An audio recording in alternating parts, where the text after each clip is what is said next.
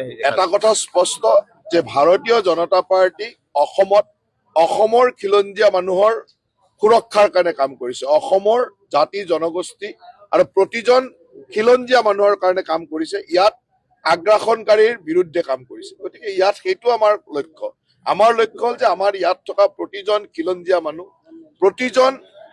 প্ৰতিটো জনগোষ্ঠী সুৰক্ষিত হবলৈ তাৰ কাৰণে আমাৰ দলে কাম কৰিছে, আমাৰ চৰকাৰে কাম কৰিছে।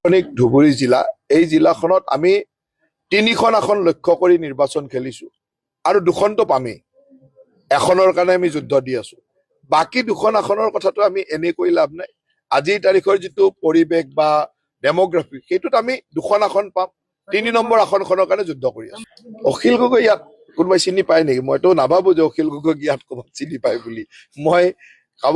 আমাৰ মানুহেতো চিনি নাপায়, আগ্ৰাসনকাৰী বিলাকে চিনি পায়। আগ্ৰাসনকাৰীৰ গোটেই কথাটো হ'ল যে তেওঁলোকক সুৰক্ষা লাগে। এতিয়া আজিৰ তাৰিখত আগ্ৰাসনকাৰী সুৰক্ষা দিবৰ কাৰণে যোনে কিবা এটা কয় তেওঁকে মাতি নিয়ে।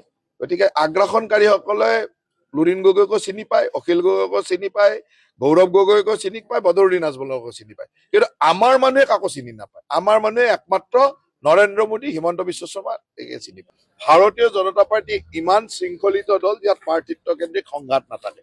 আনকি ভাৰতীয় জনতা পাৰ্টি কি আমাৰ যিখিনি মিত্ৰ দলৰ মাজতো পাৰ্টিত্ব কেন্দ্ৰিক সংঘাত নাথাকে বা সমষ্টি কেন্দ্ৰিক সংঘাত নাথাকে।